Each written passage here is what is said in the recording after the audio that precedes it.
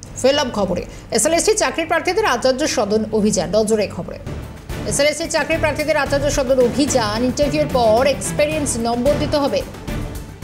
শূন্য পদ বাড়ি 1 লক্ষ করতে হবে একাধিক দাবিতে আচার্য সদন অভিযানে এসএলএসটি চাকরি প্রার্থীরা এবার আজকের অভিযানের এই ছবি দেখাবো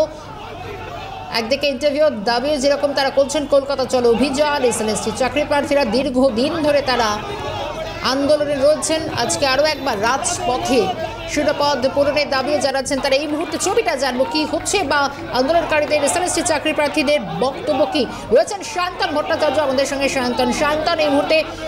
পুলিশের সঙ্গেও যথেষ্ট কথা কাটাকাটি হচ্ছে দেখা যায় কিন্তু মূলত আজকে কি কি দাবি নিয়ে তারা পথে নেমেছেন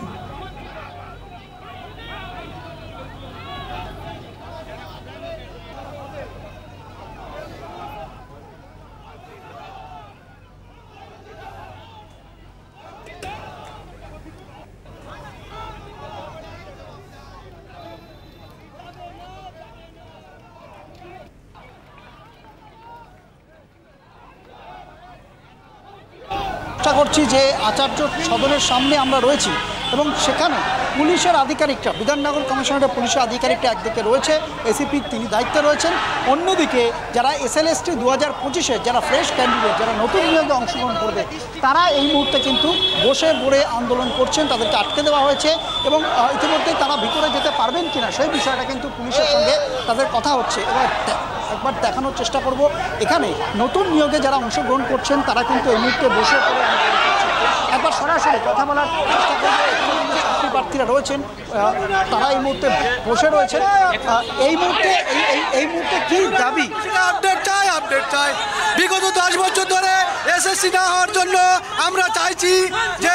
নতুন নামে আমাদের সিট আপডেট করতে হবে যে 1 লক্ষ সিট আপডেট করতে হবে তবে সমস্ত স্কুলগুলোতে ছেলেমেয়েরা শিক্ষিত হতে পারবে এই মুহূর্তে কি দাবি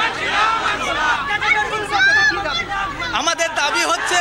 1 লক্ষ আপডেট সিটে নিয়োগ দিতে হবে তা না হলে আমরা নতুন যারা আছি ফ্রেশার্স যারা আছি তারা এই ক্ষেত্রে একটিও চাকরি পাবো না কেননা ইন সার্ভিসদের আগেই 10 নম্বর দেওয়া হচ্ছে ফলে আমরা 10 নম্বর পরীক্ষার আগেই পিছিয়ে যাচ্ছি আজকে এসএসসি কাছে তোমরা ডেপুটেশন দেবে এসএসসি একটা শূন্য পদ একটা দিয়েছে তাতে কি তোমরা সন্তুষ্ট না আমরা সেটাতে সন্তুষ্ট নই কারণ যে ভ্যাকেন্সিটা দেওয়া হয়েছে সেই ভ্যাকেন্সিতে ফ্রেশাররা কখনোই চাকরি পাবে না আমরা চাই ওই কারণবশত আমরা চাই অন্ততপক্ষে 1 লাখ ভ্যাকেন্সি আপডেট করানো হোক আমরা এটাও চাই যে যারা যোগ্য শিক্ষক আছে তারা চাকরি পাক কিন্তু আমাদেরকে বঞ্চিত করে নয় তারা যেমন চাকরি পাক পাশাপাশি আমরা যে দীর্ঘ 8 বছর ধরে যে এসএসসি পরীক্ষা দেওয়ার সুযোগ পাইনি এই যে 8 বছর ধরে যে আমরা এসএসসি পরীক্ষার সুযোগ পাইনি তার জন্য তো একটা নির্দিষ্ট ভ্যাকেন্সি আছে সেই ভ্যাকেন্সি থেকে আজকে যে ভ্যাকেন্সিটা আপডেট করানো হয়েছে তাতে 35,000 আর 35,000 আমরা দেখেছি যারা ইন সার্ভিস টিচার আছে সেই সংখ্যাটাও 35,000 তাহলে ফ্রেশার ক্যান্ডিডেটরা যাবে কোথায় মোদ্দা কথা এবার যদি এইরকম পরিস্থিতি আমরা চাই তাদের ইন্টারভিউর আগে 10 নম্বর যাতে না দেওয়া হয় এবং পাশাপাশি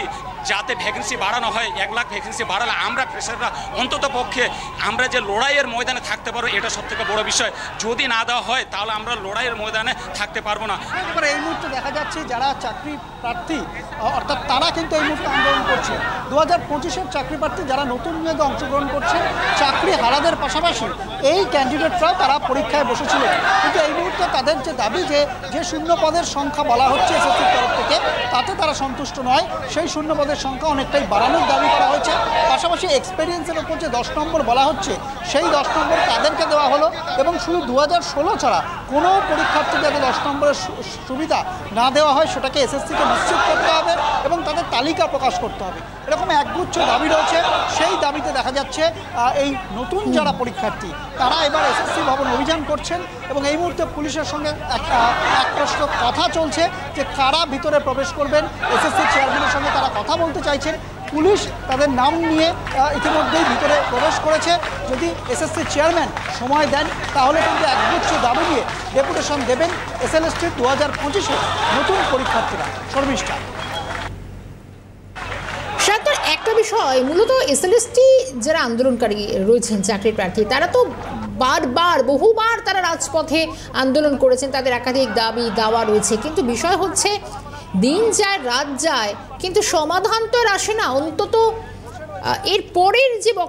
বক্তব্যগুলো উঠে আসছে সেগুলো কি করতে চান তারা আগামীতে?